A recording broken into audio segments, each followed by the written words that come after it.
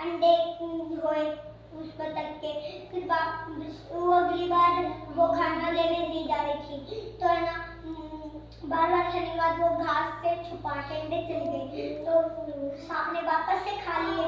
फिर अगली बार उन्हें है ना वो सोचे है ना हर रोज होता है, तो ना एक वापस कई दिनों बाद हुए। फिर वो पेड़ के पीछे छुप के सब देखने लग गए। फिर उन्हें पता चला उनके सांप अंडे खाता था, तो फिर ना वो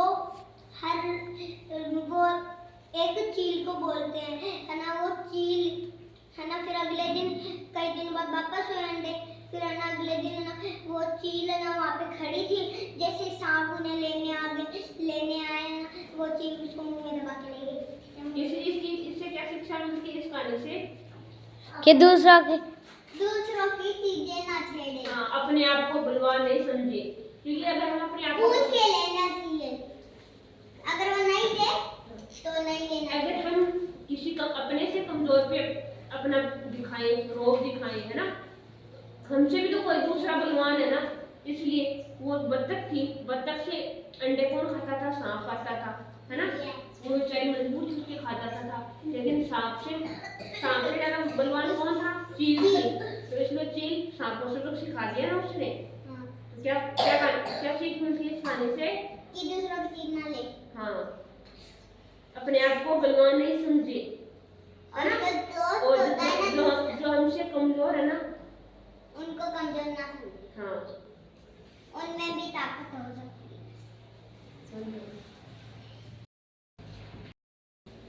एक जंगल में एक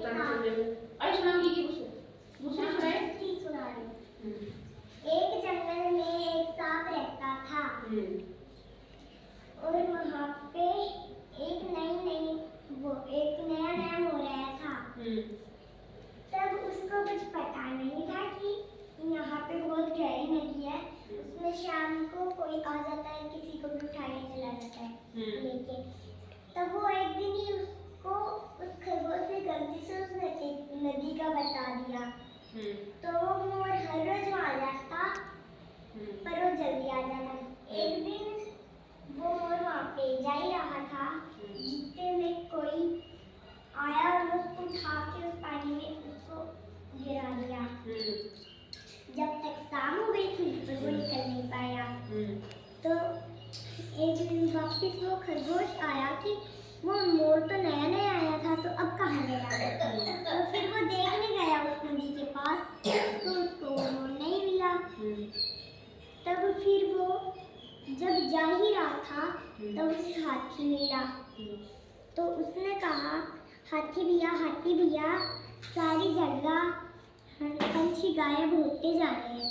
तब हाथी ने जिस जगह वो थी ना नदी, उस जगह दीवार लगवा दिए, फिर उस पे कोई जा नहीं सकता था। तो एक दिन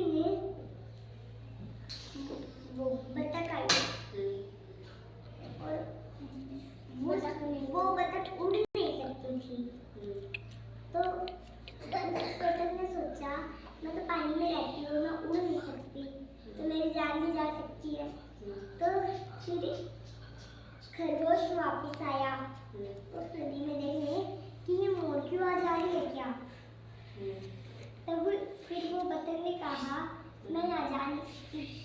खरगोश ने उसे बहुत समझाया, तो साइड में उसे एक रास्ता मिल गया, जिस रास्ते से जाके वो उस पानी में चली गई और वो मर गई थी। बहुत बेकार थी। एक और मेरी कैसे निकली, मैंने फिर से सुनी। यार छोटा